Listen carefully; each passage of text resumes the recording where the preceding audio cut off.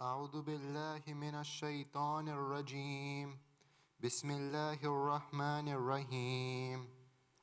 ياسين والقرآن الحكيم إنك لمن المرسلين على صراط مستقيم تنزيل العزيز الرحيم لتنذر قوما ما أنذر آباؤهم فهم غافلون لقد حق القول على أكثرهم فهم لا يؤمنون إنا جعلنا في أعناقهم أغلالا فهي إلى الأذقان فهم مقمحون وجعلنا من بين أيديهم سدا ومن خلفهم سدا فأغشيناهم فهم لا يبصرون وسواء عليهم أأنذرتهم أم لم تنذرهم لا يؤمنون إنما تنذر من اتبع الذكر وخشي الرحمن بالغيب فبشره بمغفرة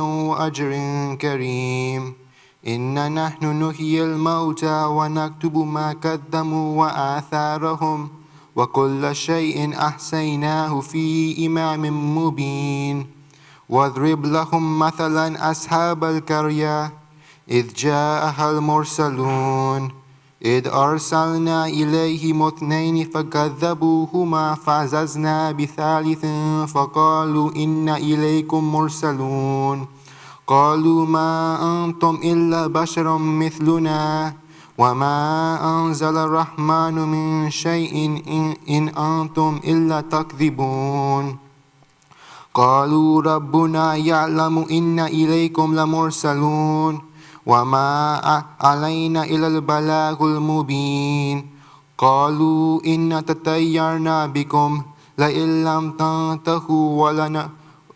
تنتهوا لنرجمنكم وليمسنكم منا عذاب عليم قالوا طائركم معكم أئن ذكرتم بل أنتم قوم مسرفون وجاء من أقصى المدينة رجل يسعى قال يا قوم اتبعوا المرسلين اتبعوا من لا يسألكم أجرا وهم مهتدون وما لي لا أعبد الذي فطرني وإليه ترجعون أأتخذ من دونه آلية إن يردني الرحمن بضر لا تغني عني شفاعتهم شيئا ولا ينقذون إني إذا لفي ضلال مبين إني آمنت بربكم فاسمعون قيل ادخل الجنة قال يا ليت قومي يعلمون بما غفر لي ربي وجعلني من المكرمين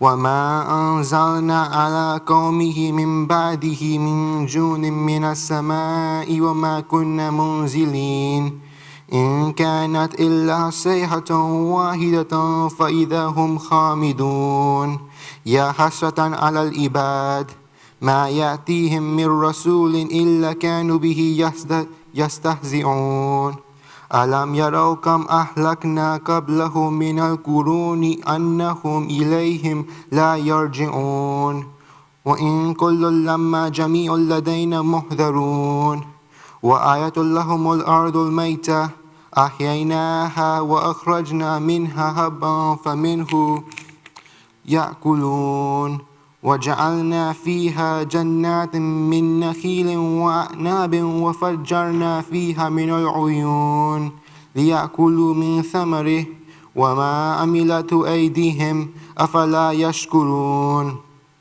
سبحان الذي خلق الأزواج كلها مما تنبت الأرض ومن أنفسهم ومما لا يعلمون وآية لهم الليل نسلخ منه النهار فإذا هم مظلمون والشمس تجري لمستقر لها ذلك تقدير العزيز العليم والقمر قدرناه منازل حتى عذاك الأرجون القديم لا الشمس ينبغي لها أن تدرك القمر والليل سابق النهار وكل في فلك يسبحون وآية لهم أن حملنا ذريتهم في الفلك المشحون وخلقنا لهم من مثله ما يركبون وإن نشأ نغرقهم فلا صريخ لهم ولا هم ينقذون إلا رحمة منا متاعا إلى حين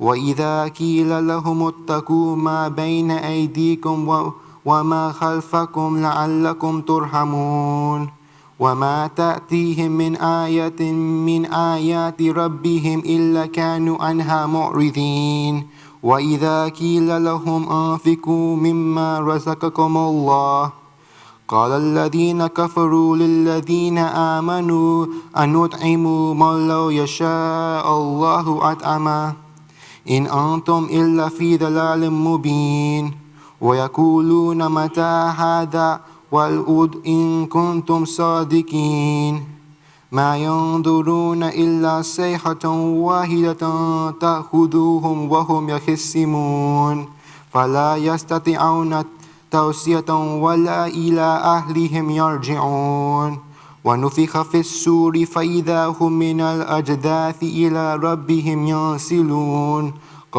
قالوا يا ويلنا من بعثنا من مرقدنا هذا ما وعد الرحمن وصدق المرسلون إن كانت إلا صيحة واحدة فإذا هم جميع لدينا محضرون فاليوم لا تظلم نفس شيئا ولا تجزون إلا ما كنتم تعملون إن أصحاب الجنة اليوم في شغل فاكهون هم وأزواجهم في ظلال على الأرائك متكئون لهم فيها فاكهة ولهم ما يدعون سلام قولا من رب رحيم وامتازوا اليوم أيها المجرمون ألم أحد إليكم يا بني آدم ألا تعبدوا الشيطان إنه لكم عدو مبين وأن اعبدوني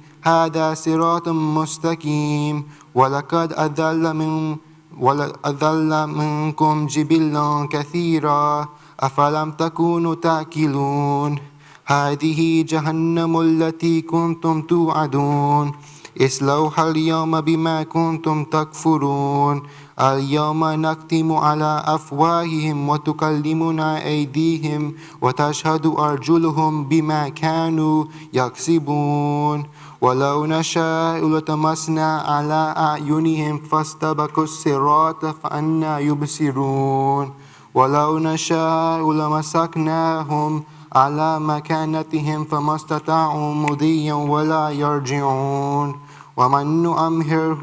ومن نؤمره ننكس في الخلق أفلا يأكلون وما علمناه الشعر وما ينبغي له إن هو إلا ذكر وقرآن مبين لينذر من كان حيا ويحق القول على كافرين أولم يروا أنا خلقنا لهم مما عملت أيدينا أنعاما فهم لها مالكون وذللناها لهم فمنها ركوبهم ومنها يأكلون ولهم فيها منافع ومشارب أفلا يشكرون واتخذوا من دون الله آلهة لعلهم ينصرون لا يستطيعون نصرهم وهم لهم جند محضرون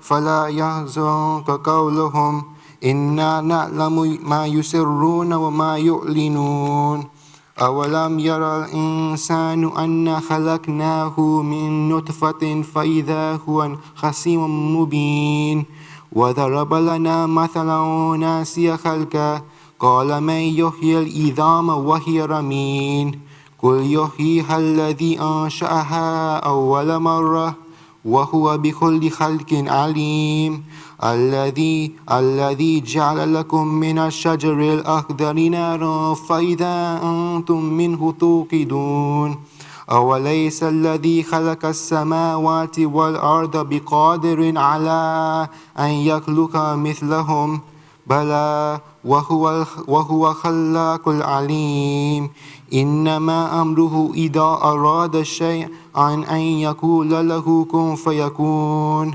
فسبحان الذي بيده ملكوت كل شيء وإليه ترجعون صدق الله العلي العظيم.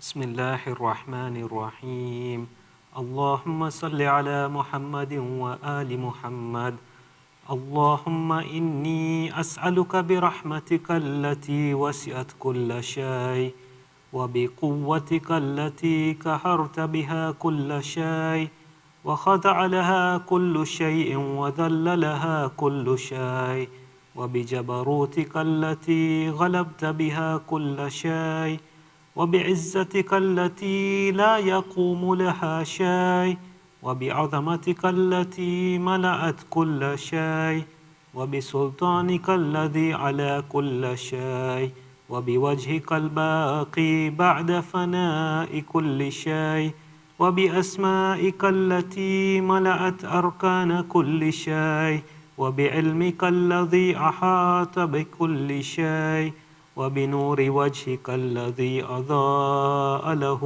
كل شيء يا نور يا قدوس يا أول الأولين ويا آخر الآخرين اللهم اغفر لي الذنوب التي تحتك العصم اللهم اغفر لي الذنوب التي تنزل النقم اللهم اغفر لي الذنوب التي تغير النعم اللهم اغفر لي الذنوب التي تحبس الدعاء اللهم اغفر لي الذنوب التي تنزل البلاء اللهم اغفر لي كل ذنب أذنبته وكل خطيئة أخطأتها اللهم إني أتقرب إليك بذكرك وأستشفئ بك إلى نفسك وأسألك بجودك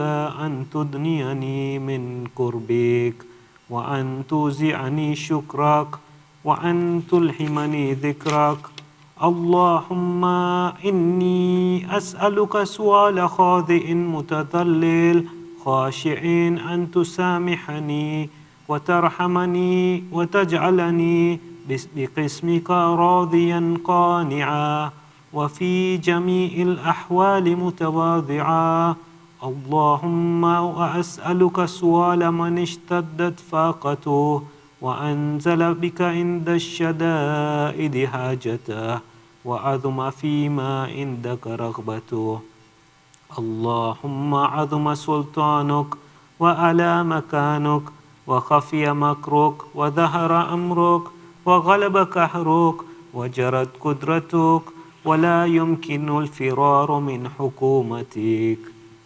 اللهم لا أجد لذنوبي غافرا ولا لقبائه ساترا ولا لشيء من عملي القبيح بالحسن مبدلا غيرك لا إله إلا أنت سبحانك وبحمدك ظلمت نفسي وتجرعت بجهلي وسكنت إلى قديم ذكرك لي ومنك علي اللهم مولاي كم من قبيح سترته وكم من فاده من البلاء أقلته وكم من إثار وقيته وكم من مكروه دفعته وكم من ثناء جميل لست أهلا له نشرته اللهم عظم بلائي وأفرط بي سوء حالي وقصرت بي أعمالي وقعدت بي أغلالي وحبسني عن نفع بعد عملي وخدعتني الدنيا بغرورها ونفسي بجنايتها ومثالي يا سيدي فأسألك بعزتك أن لا يحجب عنك دعائي سوء عملي وفعاله ولا تفتحني بخفي ما اطلعت عليه من سري ولا تعاجلني بالعقوبة على ما عملته في خلواته من سوء فعلي وإساءتي ودوام تفريطي وجحالتي وكثرة شهواتي وغفلتي وكن اللهم بعزتك في كل الأحوال رؤوفا وعلي في جميع الأمور عطوفا إلهي وربي من لي غيرك أسأله كشف ضري والنظر في أمري إلهي ومولاي أجريت علي حكما اتبعت فيه هوى نفسي ولم أحترس فيه من تزيين عدوي فغرني بما أهوى وأسعده على ذلك القضاء فتجاوزت بما جرى علي من ذلك بعد حدودك وخالفت بعد أوامرك فلك الحمد علي في جميع ذلك ولا حجة لي فيما جرى علي فيه قضاؤك وألزمني حكمك وبلاؤك وقد أتيتك يا إلهي بعد تقصيري وإسرافي على نفسي معتذرا نادما منكسرا مستقيلا مستغفرا منيبا مقرا مذعنا معترفا لا أجد مفرا مما كان مني ولا مفزعا أتوجه إليه في أمر غير قبولك أضري وإدخالك إياي في سعة من رحمتك اللهم فاقبل أضري وارحم شدة ضري وفكني من شد وثاكي يا رب ارحم ضعف بدني ورقة جلدي ودقة عظمي يا من بدأ خلقي وذكري وتربيتي وبري وتغذيتي حبني لابتداء كرمك وسالف برك بي يا إلهي وسيدي وربي أتراك معذبي بنارك بعد توحيدك وبعد ما انطوى عليه قلبي من معرفتك ولهج به لساني من ذكرك واعتقده ضميري من حبك وبعد صدق الاعتراف ودعاء خاضئا لربوبيتك هيهات أنت أكرم من أن تضيئ من ربيته أو تبعد من أدنيته أو تشرد من آويته أو تسلم إلى البلاء من كفيته ورحمته وليت الشعر يا سيدي وإلهي ومولاي أتسلط النار على وجوه خرت لعظمتك ساجدا وعلى ألسن نطقت بتوحيدك صادقا وبشكرك مادحا وعلى قلوب اعترفت بإلهيتك محققا وعلى ضمائر حوت من العلم بك حتى صارت خاشعة وعلى جوارح سعت أو إلى أوطان تعبدك طائعة وأشارت باستغفارك مذئنا ما هكذا الظن بك ولا أخبرنا بفضلك عنك يا كريم يا ربي وأنت تعلم ضعفي عن قليل من بلاء الدنيا وعقوباتها وما يجري فيها من المكاره على أهلها على أن ذلك بلاء ومكروه قليل مكثه يسير بقاؤه قصير مدته فكيف احتمالي لبلاء الآخرة وجليل وقوع المكاره فيها وهو بلاء تطول مدته ويدوم مقامه ولا يخفف عن أهله، لأنه لا يكون إلا عن غضبك وانتقامك وسخطك، وهذا ما لا تقوم له السماوات والأرض. يا سيدي فكيف لي وأنا عبدك الضعيف الذليل الحقير المسكين المستكين. يا إلهي وربي وسيدي ومولاي، لأي الأمور إليك أشكو، ولما منها أضج وأبكي؟ لأليم العذاب وشدته أم لطول البلاء ومدته؟ فلئن سيرتني للعقوبات مع أعدائك، وجمعت بيني وبين أهل بلائك، وفرقت بيني وبين أحبائك وأوليائك، وحبني يا إلهي وسيدي ومولاي وربي، صبرت على عذابك، فكيف أصبر على فراقك؟ وحبني صبرت على حر نارك، فكيف أصبر عن النظر إلى كرامتك؟ أم كيف أسكن في النار ورجاء عفوك؟ فبعزتك يا سيدي ومولاي أقسم صادقا، لئن تركتني ناطقا لأضجن إليك بين أهلها ضجيج الآملين، ولأصرخن إليك صراخ المستصرخين، ولأبكين عليك بكاء الفاقدين، ولأنادينك أين كنت يا ولي المؤمنين، يا غاية آمال العارفين، يا غياث المستغيثين، يا حبيب قلوب الصادقين، ويا إله العالمين. أفتراك سبحانك يا إلهي وبحمدك تسمع فيها صوت عبد مسلم سجن فيها بمخالفته، وذاك طعم عذابها بمعصيته، وحبس بين أتباكها بجرمه وجريرته، وهو يضج إليك ضجيج معمل لرحمتك، ويناديك بلسان أهل توحيدك، ويتوسل إليك بربوبيتك. يا مولاي فكيف يبقى في العذاب وهو يرجو ما سلف من حلمك؟ أم كيف تؤلمه النار وهو يعمل فضلك ورحمتك؟ أم كيف يحركه لهيبها وأنت تسمع صوته وترى مكانه؟ أم كيف يشتمل عليه زفيرها وأنت تعلم ضعفه؟ أم كيف يتقلقل بين أتباكها وأنت تعلم صدقه؟ أم كيف تزجره زبانيتها وهو يناديك يا ربه؟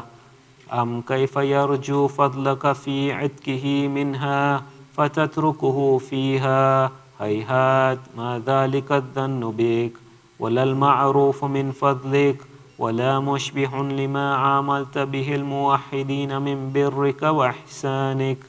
فباليقين أقطع لولا ما حكمت به من تعذيب جاحديك، وقضيت به من إخلاد معانديك، لجعلت النار كلها بردا وسلاما، وما كان لأحد فيها مقرا ولا مقاما.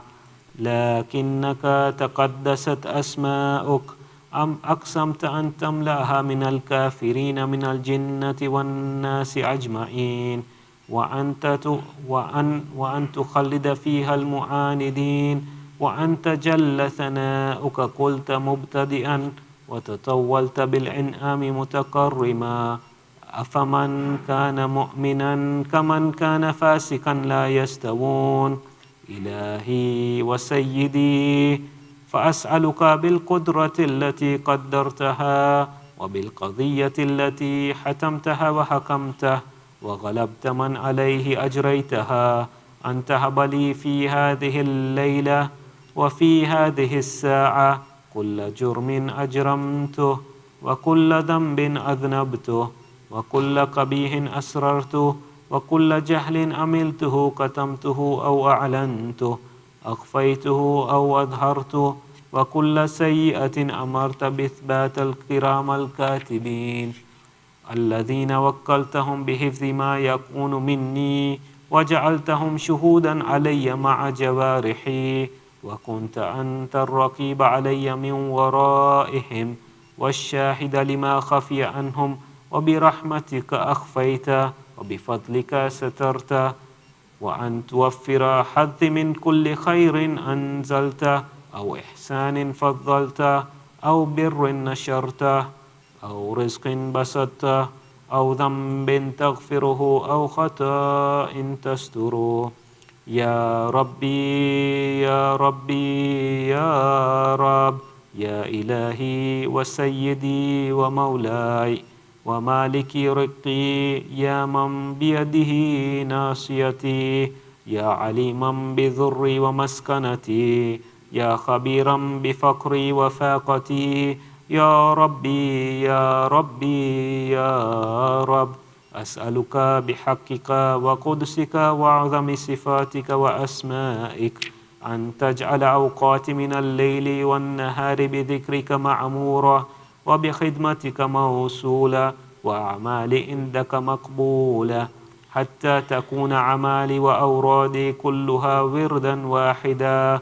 وحالي في خدمتك سرمدا يا سيدي يا من عليه معولي يا من إليه شكوت أحوالي يا ربي يا ربي يا رب قو على خدمتك جوارحي واشدد على العظيمة جوانحي وهب لي الجد في خشيتك والدوام في الاتصال بخدمتك حتى أسرح إليك في ميادين السابقين وأسرع إليك في المبارزين وأشتاق إلى قربك في المشتاقين وأدنو منك دنو المخلصين وأخافك مخافة الموقنين وأجتمع في جوارك مع المؤمنين اللهم ومن أرادني بسوء فأرد ومن كادني فأكد واجعلني من أحسن عبيدك نصيبا عندك وأقربهم منزلة منك وخصهم زلفة لديك فإنه لا ينال ذلك إلا بفضلك وجد لي بجودك واعطف علي بمجدك واحفظني برحمتك واجعل لساني بذكرك لحجا وقلبي بحبك متيما ومن علي بحسن إجابتك وأقلني عثرتي واغفر ذلتي فإنك قضيت على عبادك بعبادتك وأمرتهم بدعائك وضمنت لهم الإجابة فإليك يا رب نسبت وجهي وإليك يا رب مددت يدي فبعزتك استجب لي دعائي وبلغني مناي ولا تقطع من فضلك رجائي واكفني شر الجن والإنس من أعدائي يا سريع الرضا اغفر لمن لا يملك إلا الدعاء فإنك فعال لما تشاء يا من اسمه دواء وذكره شفاء وطاعته غنى ارحم من رأس ماله الرجاء وسلاهه البكاء يا سابغ النعم يا دافع النقم يا نور المستوحشين في الظلم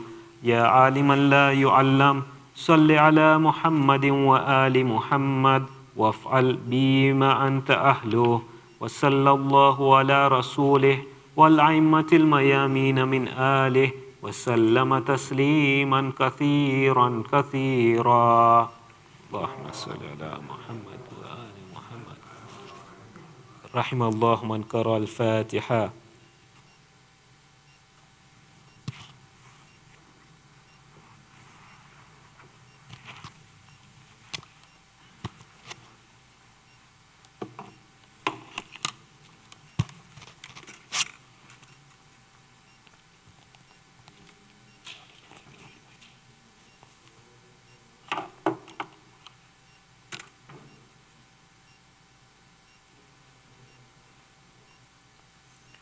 محمد وآل محمد صلوات اللہم صلی علی محمد وآل محمد.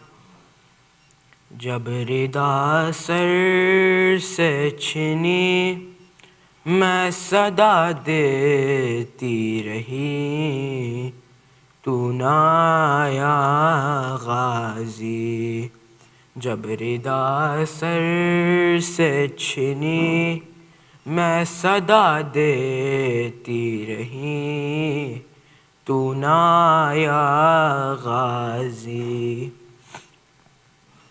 ہم کو پانی نہ ملے تیری خوشبو تو رہے، تیرے بازو نہ کٹے چاہے مشکی زاچ دے. یہ مگر ہو نہ سکا تیرے بازو ہے جدا، مجھ پہ ہے تشنا لبی تو نہ آیا غازی. جب ردا سر سے چھنی میں صدا دیتی رہی تو نہ آیا غازی. دھوپ میں تو تھا شجر تجھ سے آباد تھا گر، ہے برہنا میرا سر کیا نہیں تجھ کو خبر. اے علمدار وفا اس بہن کو باخدا، تجھ سے دارستی بری تو نہ آیا غازی. جب ردا سر سے چھنی میں صدا دیتی رہی تو نہ آیا غازی. آ گئی شام علم لٹ گئے اہل حرم، ریت پر جلتی ہوئی ہو گیا ٹھنڈا علم. پرسہ دینے کے لیے مجھ سے ملنے کے لیے آ گئے بابا علی تو نہ آیا غازی. جب ردا سر سے چھنی میں صدا دیتی رہی تو نہ آیا غازی. کیا کہوں شعر میرے بے ردا ہم کو لیے، یہ مسلمان سارے شہر در شہر گئے. خلقت کوفہ کبھی خلقت شام کبھی، اور ہاں ہم پہ ہنسی تو نہ آیا غازی. جب ردا سر سے چھنی میں صدا دیتی رہی تو نہ آیا غازی.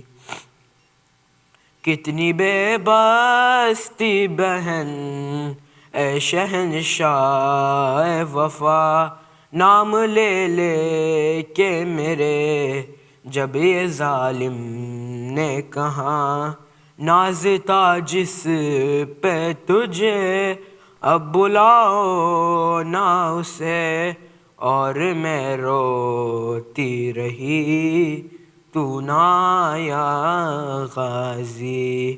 جب ردا سر سے چھنی میں صدا دیتی رہی تو نہ آیا غازی. جب ردا سر سے چھنی میں صدا دیتی رہی تو نہ آیا غازی. صلوات علی محمد وآل محمد.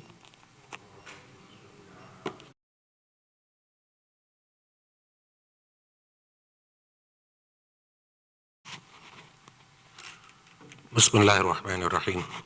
Sayyid Hasan Rizvi, respected elders, brothers, sisters in Iman, Assalamu alaikum wa rahmatullahi wa barakatuh. Surah Fatiha is requested for all the names listed on the screen and Kul Rahim Mu'minin wal Mu'minat Sabab al-Fatiha.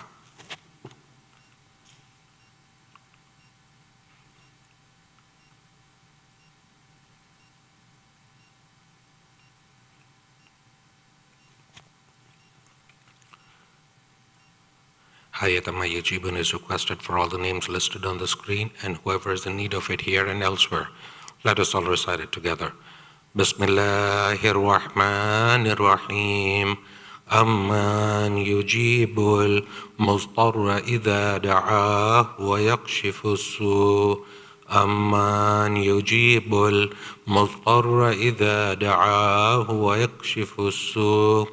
أمن يجيب المضطر إذا دعاه ويكشف السوء أمن يجيب المضطر إذا دعاه ويكشف السوء أمن يجيب المضطر إذا دعاه ويكشف السوء اللهم صل على محمد وعلى محمد.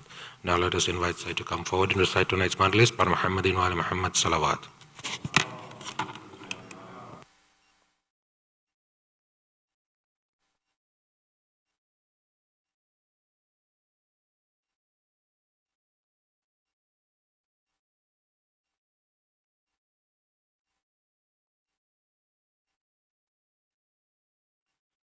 رحم الله من قرأ الفاتحة بعد الصلوات.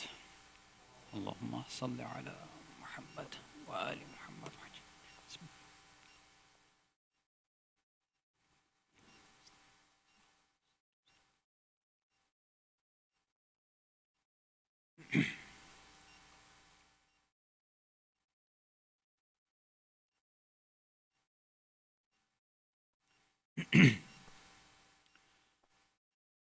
أعوذ بالله السميع العليم من الشيطان اللعين الرجيم. بسم الله الرحمن الرحيم وبه نستعين.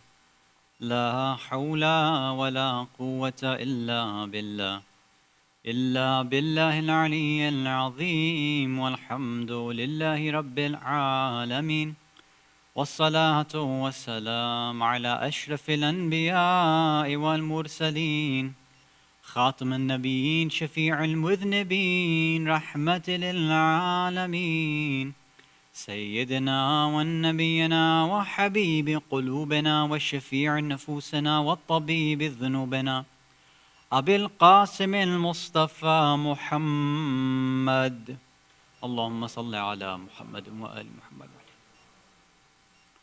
ثم الصلاة والسلام والتحية والإكرام على أهل بيته الطيبين الطاهرين المعصومين المذلومين ولعنة الله على أعدائهم أجمعين من الأولين والآخرين إلى قيام يوم الدين. أما بعد. صلوات على محمد وآل محمد. Mu'mineen, mu'minat, brothers and sisters in Islam and Iman, Assalamu alaikum wa rahmatullahi wa barakatuh. Okay, let's go to the Slido questions first. I guess these were left over from, now it's about 2 weeks back, right? So we're going to go through these Slido questions. I think there's quite a few. Then with the remaining time, we'll go through tonight's lecture, inshallah. And then we will end with our quiz as usual. Okay. First one. Well, at least it's highlighted as first. Let me go through I'm going to pick some of the other ones that are going to be easier and I can get done quicker. Okay. What's your favorite sport and team? I guess people have, well, I don't know where this came from, but I don't think I have a favorite sport. I like playing football. Obviously not tackle because I'll get destroyed. But I enjoy football. I enjoy volleyball. International rules, not your rules. Yeah, there's a lot of other sports, I guess. I don't like basketball, not too much. Team, I don't really have teams. I used to be a Dallas Cowboys fan in the 90s, back when I followed football. But after college, I got into this whole thing of that, sports, and especially sports watching, is just a distraction set up by the powers that be to make people distracted from what's actually important in the world. Right? Maybe, maybe not. There's a whole history to that, but I'll leave that alone, inshallah. Can one get vaccinated while fasting? Yes. Any sort of injection or even blood withdrawal is not going to invalidate your fast. I know there's been a misconception about this for a long time, but yeah, you can have that. You can get a vaccination. It's not a problem. The only thing that you can consider is this: is that if I get vaccinated, and let's say it's going to lead to me becoming a little bit weaker, right? I'll lose strength, and that'll affect my ability to fast, then it can become makruh, right? Because we know, according to most maraji, that anything you do which will reduce your strength, right, that'll lead to weakness, it's makruh to do that thing. So for example, perhaps like, playing a sport or maybe working out while you're fasting, if it's going to really, tire you out and mess you up and mess up your fast, then for you that would be considered makruh. I don't know what, I think I know what vaccine you're talking about. So I haven't heard that it's caused anybody, fatigue or anything like that, but consult with your medical experts, obviously. Okay. Somebody else is saying, why is a dog's sniff najis? A dog's sniff is not najis. So that's an easy answer, right? A dog sniffing you is not going to make you najis. Now, if they lick you, yeah, then there's going to be a problem. So if that's what you mean, is, some sort of wetness transfer, whether it's a dog licking you or let's say a dog is wet and they rub against you, okay, yeah, that's a valid question of, but then the question is why, you're asking why is a dog najis, I think. So if you can clarify the question, then maybe we can respond to it next week. But as I said, a sniff is not a problem. Okay, so something else. Okay, can we do a discussion on politics? We can, but you have to be a bit more specific. Well, what does that mean? So if you have a specific topic in mind, then maybe we can set up, a session on a weekend or a seminar or something like that. Probably not do it on a Thursday night, maybe another night, inshallah. Okay. What advice do you have for a 9-year-old deciding about hijab, especially in the summer? Well, I don't know, because I've never worn hijab, so I can't give you any personal, experience there. I don't know. I'm also not the person to say that, definitely you need to ask a woman because I'm a man and a man can't talk about women's stuff. No, I don't believe in that either. Look, you can replace this idea about hijab with any wajib action, right? What advice do you have for a 9-year-old deciding about praying their wajib salah? What advice do you have for a 9-year-old deciding about whether to fast in Ramadan or not?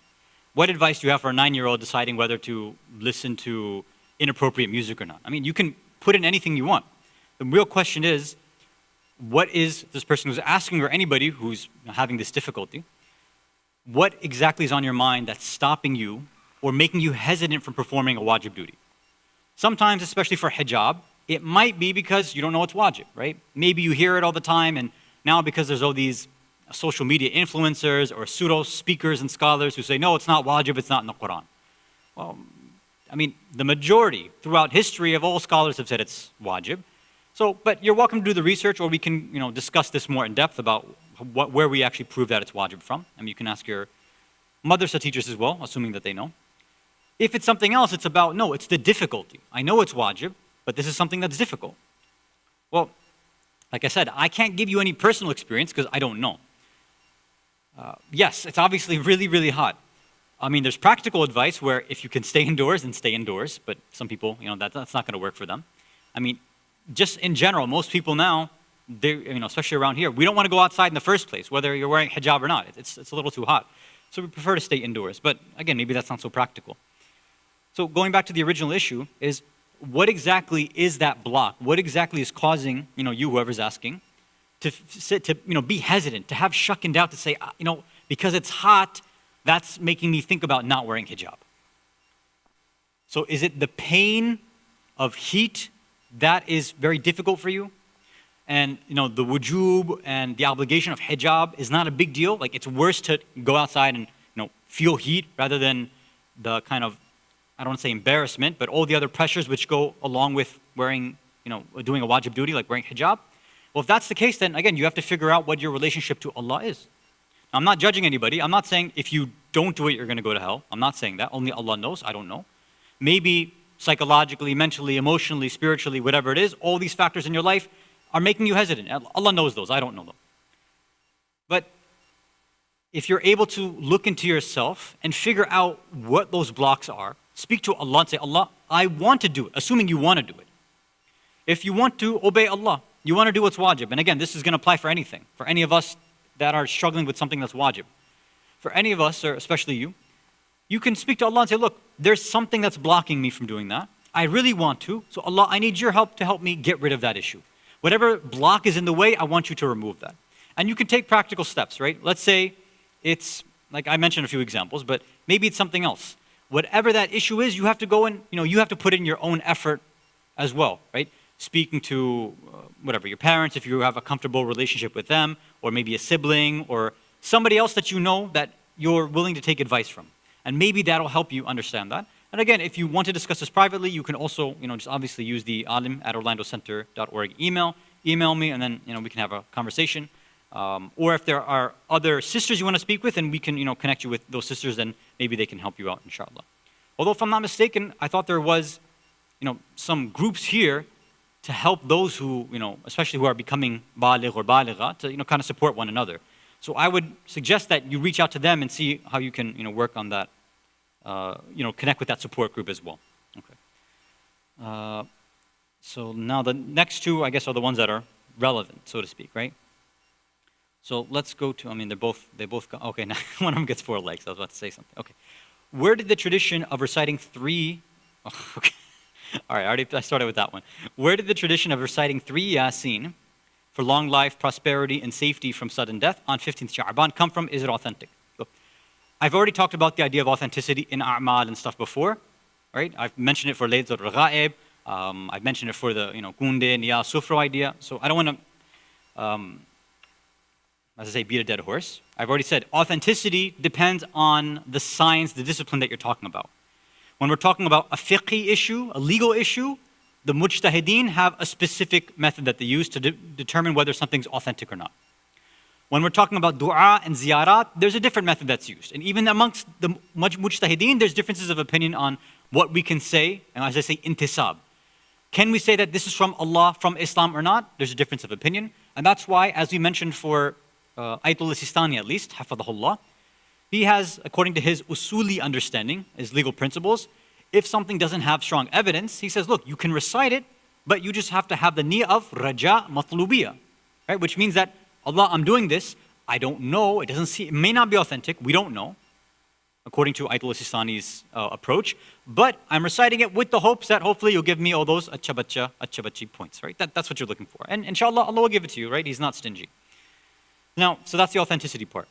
Now this, as far as I've researched, right, this comes into some of the later books about dua, right? So when it comes to dua, ziyarat, a'mal, as this stuff developed over time, I don't want to go into like a full historical discussion, but ulama after time, after a while, people, Shia started to come to them and say, look, can you, we have books of laws. Like, thank you for doing that, right? Because now we have all, our Tawdi al-Masail, our Risala Amaliyah. That's good. We know all of our rules. But we also need a manual for du'as and ziyarat and a'mal on all these various nights. Can you write something like that? So you see many of the past ulama, like Shaykh al-Tusi, for example, Sayyid ibn Tawus, right? Alama Hilli, they started to come, and, Shaykh Abbas Qumi, obviously. And for the Shia, they put these things together and gave them out. All of them have their own methods, right? They're not our marajih, so we can't use their methods necessarily. But, they did a lot of work, and, may Allah bless them for doing all of that work. So what ulama usually do is say, okay, sometimes they trace back to see where can we find all of these things mentioned. So, for example, the 3 Yasin thing from, whatever versions of Mafatih al-Jinan that I've looked at, the 3 Yasins for 15 Sha'ban is not mentioned, for example, right? But other ulama, in their own a'mal books, they have mentioned 3 Yasin. Right, and with this whole, 3 niyat thing. So I forgot the name of this arif, famous arif. Yeah, his name escapes me, unfortunately. So he is giving more of an irfani, instruction book about what a'mal to do on 15th Sha'ban. So, and he's saying, amongst the other things that have been ma'ruf and maktub and mentioned, he says, look, this is something else that he has understood as well. 3 Yasins with these specific niyat or niyat. Now, according to what this book says and what his evidence is, it's tough to say. Other commentators say, look, he got this evidence from his own specific relationship with Imam Zaman. Ajjalallahu ta'ala faraju sharif. Allahumma salli ala Muhammad wa ala Muhammad wa ala. So some say that the Imam came to him in a dream and said, this is what you should do on the 15th of Shabaan. Some say he had mukashafa or ilham, like divine sort of inspiration from the Imam. Or when he was awake, the Imam came and told him these things. Right? There's different things that have been mentioned by the ulama. So if you trust what this scholar has said, then this would be something that you could, again, with raja matlubiyya, follow him and recite these things. And again, it wouldn't be an issue if you have that specific niyat in your mind. Yeah, I think I'll leave it there, inshallah. Okay. Can you please explain the concept of ariza, and isn't ariza polluting natural resources? Okay. Yeah, I'm looking at the time right now. Okay, it's 13 minutes. So the concept of arida, right? So arida from the Arabic, ain, ra, ya, ba, ya, ba, ta marbuta, right? Arida, or as we say ariza, right? In Farsi or Urdu, whatever. So whenever a person wants to send a message or a transmission to somebody else, there's two different ways of doing it. One is called a risala, and one is called an arida. What is a risala? A risala is when the person, again, it's, we have this thing, a rasul, mursal, risala. They're giving a message. Why do we call a rasul, why do we say that they bring risala, and why do we talk about nubuwa as being a risala, or that they've been sent with risala? Risala is when the letter or the message or the information, the transmission is coming from a higher level to a lower level. When somebody from a higher metaphysical, a station of kamal or wujud, they come down and explain or give or transmit information. So when Allah says something or transmits something, when the anbiya, the mursaleen, when they transmit something, when an imam or any of the members of the Ahlul Bayt, when any of the ulama, right, we say it's a risala amaliya. They're giving us instructions because they have access to information that we don't, right? So it's from top down. Arida is the other way around, right? And for those of you who know Farsi, you say aris, right? Aris mikunam. I'm petitioning you. I'm asking very humbly. And that's the difference here. So this is from, an arida is when somebody from a lowly position is asking somebody at a higher position. So keep this as something I wanted to mention anyway, so it's nice that the person had asked the question. When we are writing, inshallah, for those who are going to write the arida on Sunday night, inshallah, or Monday, keep in mind the language or the way that we recite or write down our arida. How are we actually asking them? Are we writing to them like they're our congressman? Right? And like, let's say you're petitioning somebody local for, there's a pothole over here, or put a traffic light in this place. How would we usually speak to somebody like that? You're my servant, right? I put you in power. I have voted for you. You need to fix this. You need to do this, right? So we use commanding language. We speak as though we're telling them what to do, right? That's usually what happens. If you come in front of a judge, Your Honor, Your Excellency, I would, really, really hope if you did this. Or if you get pulled over by a cop, sir or ma'am, I know I made a mistake. I'm really, really sorry, So you're much more humble, right, when you recognize that person's authority. As all of you are reflecting, and I would humbly advise all of us who are going to, write one, inshallah, and send it, don't wait till Sunday night as you get that paper or print it out to start writing it then. Think ahead of time about actually, what is beneficial for you. And some of these points we're going to mention a little bit later on, inshallah, if we have time. Yeah, if we have time as well. Think about the actual content. What stuff actually matters? Are you writing it in a language of somebody who's, saying I'm a pie and I'm telling you, Imam, what I want? Or should we flip it around and say, yeah, Imam, I'm your Shia. I should be requesting and asking you, what do you need from me? What kind of things are blocking me from you? Right? So we should think about that, reflect upon that, inshallah ta'ala. Salawat ala Muhammad wa ala Muhammad.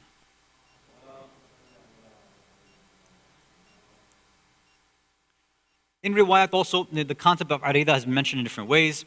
So an arida can be done to anybody, right? So it's famously done for the 12th Imam on the 15th of Shabaan. But in some pieces of evidence, you can do it to any Imam. You can do it to Allah. So all these methods are there. But of course, ulama will say, look, if you do it directly to Allah, that's also an arida, but you're missing the concept of tawassul. And that is something that's obviously very, very important. And for most of us who don't have a great relationship with Allah, It's almost wajib for us to write it through the tawassul of the Ahlul Bayt, especially through the tawassul of our living Imam. Right? Okay. Isn't an arida polluting the natural resources? So this person's referring to the fact that when you write it, some have said to put it in water. So there's differences of opinion there. Some say you have to put it in flowing water. Some say any body of water. And some say, no, this is not necessary at all. Well, look, if you care about natural resources, then you can print it out on, I forgot what this paper is called, but it's like fish food paper, right? Basically stuff that's environmentally friendly, biodegradable. You can print it on there and then do that. If you want to print it on seaweed, you could do that, right? If you really are a green Shia, then go ahead and, you can think outside the box. Now, the other thing to keep in mind too is that, okay, let's just say that is actually the case that it is damaging the environment, right? Okay. Whose language is that? This environmental movement, green movement. Whose language are we talking about? Is that Shia, Islamic, Quranic language? Right? Be environmental, be green, think green, all that? Or is that stuff that we've adopted from other cultures, other people, other philosophers, other thinkers? This idea of, wastage.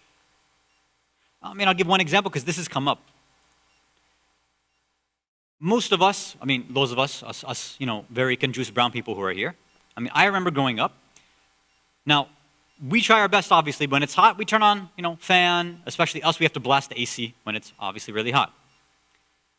Now, when I was growing up, I remember very distinctly, we had to be sweating and almost like panting and almost on the brink of dying before my father, marhum, may Allah bless him, they said, okay, finally now we can turn on the AC. Why? Because, you turn on the AC, extra cost, extra money, you want to do that. Same thing with lights. Right? So a lot of us, we make sure all the lights are off. Okay, if you absolutely need the light, then turn it on. If you can do without it, then keep the light off. If you're leaving the room, turn the light off, right? Because we don't want to waste. We don't care about the environment. The only reason we're saying that is because we don't want that extra, 10 cents or $2 that's going to come on our power bill. That's why we're saying it. What's interesting though is because, I used to have the same I learned it from my father, so I had the same sort of habit, right? Where I would try my best when leaving a room to make sure lights were always off. If I saw something, closing doors, making sure power wasn't wasted. Again, part of it was the environmental part, but again, being honest, was more about the money part. So I remember I forgot which teacher it was in Qom. One of the ulama was saying that, in certain, there is definitely israf that you and I do all the time. We do wastage when it comes to food. Ramadan's around the corner. Definitely, we are people who waste way too much, and this is something that we're going to be answerable for, unfortunately. So, the teacher mentioned we're too much, we're musrifin, we waste. However, there are certain things where there is no wastage. There is no israf. For example, we know famously from Rasulullah sallallahu alayhi wa sallam, Allahumma salli ala Muhammad wa ala Muhammad wa ala that there is no israf, for example, in tayyib, in itr, right? In perfuming or making yourself fragrant and beautifying yourself, right? They say famously that he would have tons of different fragrances. So for those people who have, whole stack from all around, right? Who go to Dubai, they pick up all these things, who buy the good stuff at these department stores. Or if you're like me and you're cheap, you buy the knockoffs because they're just as good. You buy the knockoffs. Or like me, I got lucky. I was in Qom, so I had the cheaper knockoff versions of the knockoffs. So I bought all of those, both the spray form and the oil form, and I brought them all back with me, right? So you have all these. And accordingly, that's not israf, right? Because they say when it comes to certain aspects of beautification, of manifesting Allah's names, there is no israf. So we want to do that, right? Imagine somebody saying, I don't want to waste money on this extravagant thing.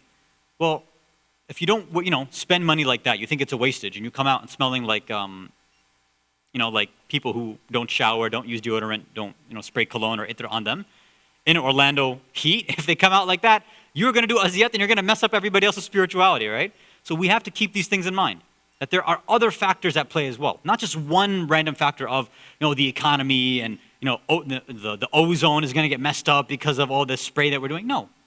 This factor is that we're manifesting Allah's names. Let Allah take care of the ozone layer for that. For light, again, this is going back to this example. So this teacher mentioned that, look, just like this, some of our ulama have said that lights, normally, yes, you don't want to waste that. Don't do israf with using power and things like that, except at night. At night, he said, yes, you can leave lights on in other rooms. Why? I don't want to go into details, but he said that the darkness that we've been told, the zulamat, where evil can take place, shar takes place at night when there's darkness. He said this is a way to ward that off. So if you want to leave lights on, do that. If you want to have a night light on, do that. So I know many people have this habit of at least leaving on a light outside, a night light outside, meaning on the doorstep or porch, whatever, leave that on. So that's almost welcoming to those beings of light rather than the beings of darkness. And inside the house as well, on each floor if you can, right? Or having those motion lights. Whatever you want to do, again, you can decide what makes sense for you, do that, right? If you want to have, your Iron Man or Captain America night light, do that, right? There's nothing wrong with that kind of stuff too. I don't know if has anybody made like an Imam Mahdi or a Shia nightlight? I don't think so, right? Copyright. I'm getting on it, right? I'll take care of that, inshallah. So there's no israf there. So now going back to this point, which language are we using? If we've been told, and there's a recommendation to write this letter and put it in a body of water, assuming all that's true, then we would assume that this is one of the types of israf that's not in Shia lexicon. It's not part of our philosophy. That there's some benefit, there must be some good, some reason why it needs to be put in water and has to be sent out. Again, who knows? Maybe it's because the fish actually get a benefit from there. I don't know, right? I have to speak to the fish, inshallah, and I'll ask them next time I go and have a salmon dinner, inshallah. Salawat ala Muhammad wa ala Muhammad. Okay, so there goes all those questions, and there goes all the time. Okay. So I'm going to leave out the recap, right? Because now it's been a few weeks, or almost over a month, right? So I'll leave that. I'll mention what I wanted to talk about tonight very quickly as a sort of preparation for Sunday night, right? For the 15th of Shabaan, as we celebrate one of the greatest Eids for all of us, the birth of our holy Imam al-Mahdi, Ajjalallahu ta'ala farajuhu sharif. Allahumma salli ala Muhammad wa ala Muhammad wa ala. Every single time the topic of the Imam comes up, everybody has the exact same question, right? Even on Slido, when we first started this topic of, dealing with all the issues about Imam al-Mahdi, everybody asks the same thing. How do we connect with the Imam? How do we get the ma'rifah of the Imam? How do we prepare for him? How do we await his reappearance? And anytime you look at any of these flyers or posters or lecture series, it's all the same, right? Preparing for the Imam's arrival, awaiting the Savior, getting ready for the dhuhr, and all these kind of things. All the same stuff. What I'd like to just quickly discuss, inshallah, in a few minutes tonight before we go to the quiz is this. We're in the month of Sha'ban, an amazing month, just like the month of Rajab. Perhaps, maybe, we might be able to find a deep answer within Munajat Sha'baniyah, right in the beginning as well. Now, what do I mean? Well, let me mention this. Sociologists and psychologists say that there are three versions or three images of ourselves. Three images that we have or that we give off. The first one is what we call our public image. So the version of myself that the public knows, right? So in previous times, that meant what my local community knew about me, right? So before the advent of the internet, social media technology, it's whoever understood me, who came to the same masjid, the center, the temple, whatever it was, that image that I had there, it's my public image. Then we have our second image, which is now your inner public one, your inner public image. What is that? That's that image, that version of us that we give off only to our families, which is sometimes different than what we would give off to the community, right? So we might have one image, one version of us, one set of behaviors and actions and language we use when we come outside, right, in front of everybody. When we go back home with our spouses, with our kids, with our parents, with our extended family, maybe we speak a little differently, we act a little differently, right? Maybe better or worse, right? Depending on the person. So that's our inner public image that we give off, the inner public version of ourselves. Again, all this also before the advent of the internet and everything. And then the final and third one, right, after the public one, after the inner public one, so public, inner public, and then you have inner private. Inner private is the one that only you know. No one else has access to that. Not even your spouse sometimes. And for guys, it's most of the time, right? Nobody knows what's going on inside me. No one knows my thoughts, my real thoughts. I might say something to my spouse. I might say something to my kids or my siblings. I might say something, I tell something to the community, but really inside there's something deep, I have a different feeling. I have a different idea. I have a different emotional state. So now when we come back, I was going to mention some stuff about social media, but again, because of time, I'll leave that out. these three different versions of ourselves, we also have three types of relationships that work in line with all of these versions when it comes to our spiritual journeys to Allah as well. In terms of our sayr suluk, in terms of the way that we are trying to get qurbatan ilallah, right? Trying to get towards Allah, trying to get more ma'rifah of the Ahlul Bayt, these same three versions of us, same three images apply. How? The first one's the public one. What do we do? How do we connect with the Imam of the time in terms of the public? So very simply, when we come out and we're talking to everybody else, what language do I use? Am I using a sort of language with other people where I'm speaking about dunyawi matters? Am I speaking about things related to the akhirah? Am I speaking about spirituality? Or is it about, again, stocks or money or jobs or COVID or all these other things? Again, I'm not saying what's bad or good. I think it should be obvious which one is better or worse at least. But you can tell what your public relationship with Allah is, with the Imam is, based on how you interact with the public. The same thing will apply on how we react with our community as well, what we do in the community. So on A'mal nights, Sunday night, on these programs on Thursday nights, are we ones who, do we want to come out and interact with the community, or do we pull away? Do we shy away and say, look, I just want to be by myself? Islam is not a hermit, fully ascetic religion. We're not meant to sit in a cave by ourselves. We are a social religion. Unlike other faiths, we must have a social version of ourselves. We have to make sure we have a good public image, 100%. So this whole modern thing of, it doesn't matter what other people think, it's only about who I really am inside. No, we don't take this modern idea. Yes, who you really are matters. Who you are to your family matters, but it also matters who you are to the public. You have to give out a good public image. You have to create that public image. So who we are in the community, that should be good. Now, we're getting to the hypocrisy level, inshallah, but we have to keep that in mind too. Is our public relationship, our community relationship, also needs to reflect a strong relationship with the Imam of the time. So that's the first level. Salawat ala Muhammad wa ala Muhammad. The next one is inner public, or sometimes you say outer private, right? This is your family now. Let's stick with our nuclear, immediate family. Your either parents, or for those of us who have our own families, your spouse and your kids. How are you building a relationship with the Imam there? Now maybe you come to Thursday night programs, you come to the Wilada, you come to the Shahada, you volunteer, may Allah bless you, you donate, right? That's great. What are you doing at home? When you come home, is there an Islamic environment there? Are you all happy-go-lucky out here and you have the best akhlaq and your tasbih, you dress a certain way, but when you go home, basically you've got a kafir's akhlaq, like you're a completely different individual? Well, if that's the case, then your public relationship with the Imam might be strong, but your inner public relationship or your outer private, your family relationship is broken. And that's going to come back and haunt all of us.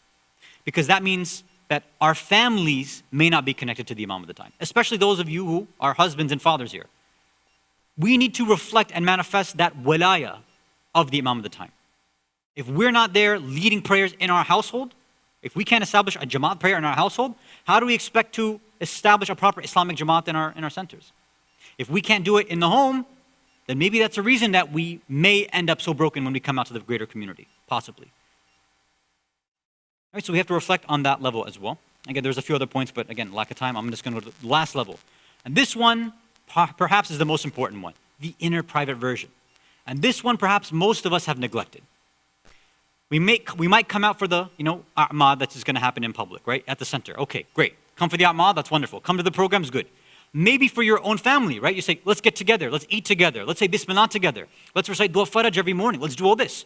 Wonderful. You're reciting Salah together, that's great. But now when you are alone with Allah, when you're alone with the Imam of the time, what are you doing? Are you silent now, or do you even have a relationship? Like some people, the Imam knows what's in my mind. Maybe he does. But this idea of you as a humble individual, you need to voice it because they're telling you to voice it. And sometimes, especially, again, this is where I have to hit up on men, right? This masculinity idea. It's sometimes very tough for us to develop that deeper, emotional, spiritual relationship with the Imam of the time, or with Allah, obviously, as an extension. Because it's tough, because a lot of us don't know who we really are. We don't really know what our inner feelings are, and that seems to be the most important one. Now, how do we get all these points, these three levels from Munajat Sha'abanina? Right there in the first three lines. All of these three levels have been mentioned right away, right? أعوذ بالله من الشيطان اللعين الرجيم بسم الله الرحمن الرحيم اللهم صل على محمد وعلى محمد وعجل فرجهم واسمع دعائي إذا دعوتك. Allah, listen to my dua when I make dua to you. Simple. واسمع ندائي إذا ناديتك. So, listen to my nida when I make a nida. Now, why are there two different lines? Because a dua is something that we pretty much do. That's what we call the family level, right? Dua, a certain amount of individuals who are in your circle, they'll understand your dua, right? As families, usually we may make a certain dua. A nida, right? إذا ناديتك, it's something a bit more public, right? Nida is because you're yelling something out loud. So there you have the public community level, right? As a community, we pray for this. As a community, we pray for etc., etc. So both of these levels are there. But then what happens? It says, wasma, listen to my dua, listen to my nida. But then, waqbil alayya idha najaytuk. Munajat Sha'ban. This perhaps is the most important part of Sha'ban. Allah, don't just listen to my munajat, but accept me. Accept me when I do this munajat. Munajat is not a public affair. It's not even with your family. It's something completely private. That's why we say whispered, right? Who should be hearing you for a whisper? Nobody. It's just you and Allah, you and the Imam. But this is something that we've completely, unfortunately, missed out. Why? Because either we drown in public stuff that everything needs to be done by the community, right? So recite all the surahs, do all the a'mal, everything needs to be done outside. Okay, if that happens, where is your private a'mal? Where's your family a'mal? You're putting everything on the shoulders of the community. And that shouldn't be the case. Yes, it's good to do public stuff sometimes, but you need to reserve some things for your family. How many of you have ever done Laylatul Qadr a'mal with your family versus doing it, in the center? It's a completely different feeling. Or how many of you have reserved some parts of the a'mal just for yourself and nobody else? It's a different feeling altogether. So, again, I want to end now because we have to do the quiz. If we're trying to build a relationship with the Imam of the time, it's not just about, let me do this one thing or this one thing. It's doing a spiritual checkup to see, am I connecting with Allah? Am I connecting with the Imam of the time on all these different levels? On the community level, in the public level, in terms of my family, am I building a proper, the ma'rifah of the Imam of the time with my family? And do I have a personal one-on-one relationship with the Imam that nobody else knows? Inshallah, when we have time, maybe we'll open up more about that. Let's move on to the quiz, inshallah ta'ala. If you can recite a salawat ala Muhammad wa ala Muhammad. Okay, good. So most of you have already joined, so I think we should try to get started quickly. So assalamu alaikum to, so I see some Dragon Ball Z fans. So assalamu alaikum Kakarot. Who else we have? Islamic Nightline, Laveik, yeah, Imam, Anonymous. Think Green, yeah. Filinta, I don't know what that is. Z, Mujahid Jan, Muhammad Jabir, Specialist, I say it, Sabah. The Dujis, Muzammil Jan Muhammad, first place, here I come. All right, be careful of the takabbur, okay? Be careful. Yusuf Ali, Shabaan, Go Green. What's all this green stuff? Uncle Hani. Okay, I think we should get started, right? Because we're already running out of time. Shia 313. Parmenides, okay. The Ghaybatul Sughra lasted how many years? 10, 25, 50, or 70?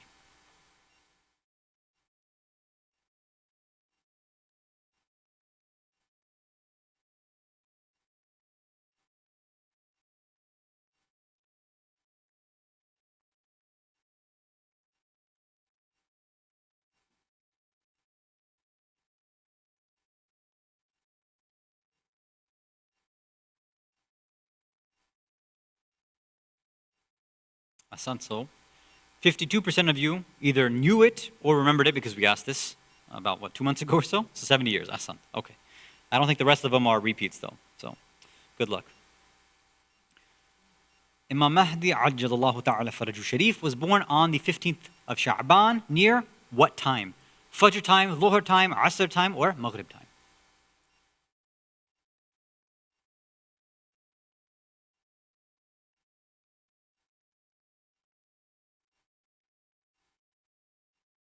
And some of you may know, oh wow, that was quick. 76% of you got it, Fajr, right? So some say dawn, khair, that's why I said near that time. It's not like somebody had a clock back then where they were measuring all this stuff. But yeah, okay, Hasan. The 15th of Shabaan is sometimes referred to as Shab Barat. Notice I put down the Arabic spellings on purpose. Shab Barat, Shab Bara'a, or Shab Bara'at, Laylatul Sikh, all of the above, or none of the above. Gotta throw out the trick ones sometimes, huh?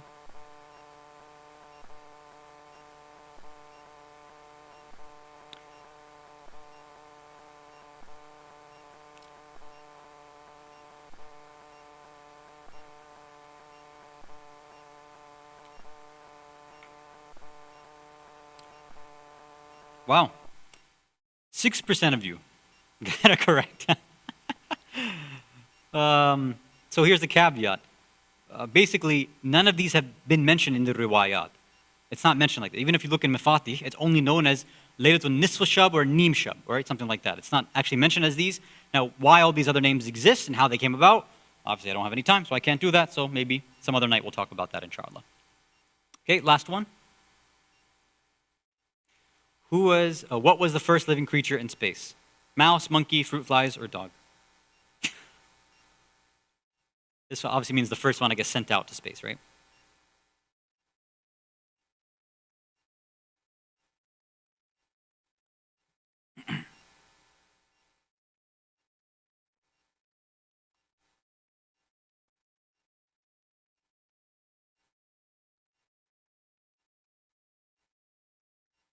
Wow, okay. 36% of you got it. Fruit flies. I had no idea as well. So thank you so much for the random Slido question for always teaching us brand new information. Okay, Parmenides, quickest. Most of you got 3 out of 4, very good. 33 seconds, very quick. Specialists following closely. Arida Ryder, Go Green, and Shia 1313, also all 3 out of 4. Very close. So congratulations to all of you. The 15th of Shabaan question was the toughest one. So be prepared, it might come again, right? So in case those of you who care enough, right? Maybe on this or maybe in the Kahoot family night that we have. So apologies again for going over time, but I wanted to try to get through these, the Slido questions. Hopefully we see all of you. We're going to have a very action-packed, fun-filled weekend coming up, and also the A'mal night, which I guess is, I don't know if it's supposed to be fun. I don't know if you can call it action-packed as well, but it's a night of spirituality, whatever, right? So we'll see you all for there, inshallah. May Allah accept all of our A'mal, and may Allah bless you all on this weekend that we celebrate the birth of our beloved 12th Imam, Imam al-Mahdi, Ajjalallahu ta'ala faraju sharif, wa akhiru da'wan, and alhamdulillahi rabbil alameen. Wa sallallahu ala Sayyidina Muhammad wa ala ahli bayti at-tayyibin at-tahirin. Wa assalamu alaikum wa rahmatullahi wa barakatuh. Salawat ala Muhammad wa ala Muhammad.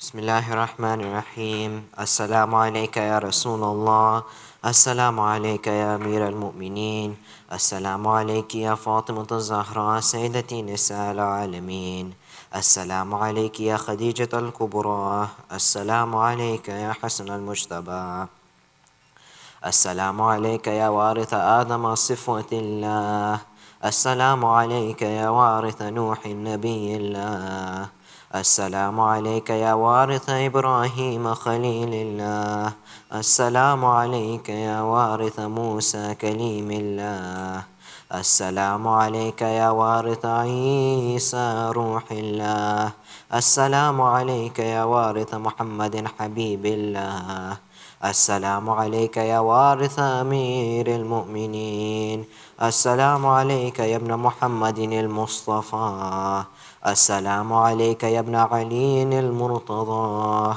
السلام عليك يا ابن فاطمة الزهراء، السلام عليك يا ابن خديجة الكبرى، السلام عليك يا ثار الله وابن ثاره والوتر الموتور، أشهد أنك قد أقمت الصلاة وآتيت الزكاة وأمرت بالمعروف ونهيت عن المنكر وأطاعت الله ورسوله حتى أتاك اليقين، فلعن الله أمة قتلتك، ولعن الله أمة ظلمتك، ولعن الله أمة سمعت بذلك فرضيت به. يا مولاي يا أبا عبد الله، أشهد أنك كنت نورا في الأصلاب الشامخة والأرحام المطهرة، لم تنجسك الجاهلية بأنجاسها، ولم تلبسك من متلهمات ثيابها. وأشهد أنك من دعائم الدين وأركان المؤمنين. وأشهد أنك الإمام البر التقي الرضي الزكي الهادي المهدي. وأشهد أنك من ملدك كلمة التقوى وأعلام الهدى والعروة الوثقى والحجة على أهل الدنيا. وأشهد الله وملائكته وأنبياءه ورسله أني بكم مؤمن وبيابكم موقن، بشرائع الدين وخواتيم عملي، وقلبي لقلبكم سلم، وأمري لأمركم متبع. صلوات الله عليكم وعلى أرواحكم وعلى أجسادكم وعلى أجسامكم وعلى شاهدكم وعلى غائبكم وعلى ظاهركم وعلى باطنكم. السلام عليك يا ابن رسول الله، السلام عليك يا ابن نبي الله، السلام عليك يا ابن أمير المؤمنين، السلام عليك يا ابن الحسين الشهيد، السلام عليك أيها الشهيد، السلام عليك أيها المظلوم وابن المظلوم. لعن الله أمة قتلتك، ولعن الله أمة ظلمتك، ولعن الله أمة سمعت بذلك فرضيت به.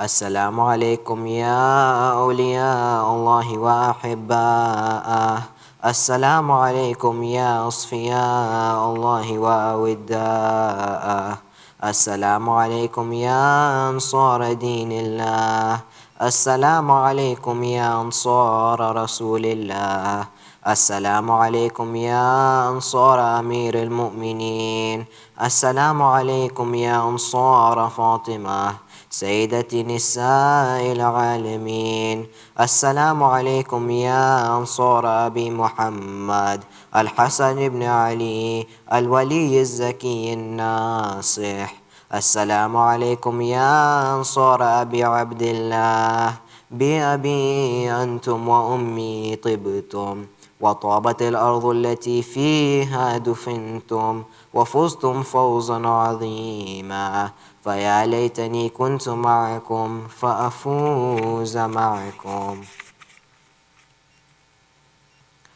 السلام عليك يا أبا الفضل العباس ابن أمير المؤمنين، السلام عليك يا ابن سيد الوصيين، السلام عليك يا ابن أول القوم إسلاما وأقدمهم إيمانا وأقومهم بدين الله وأحوطهم على الإسلام.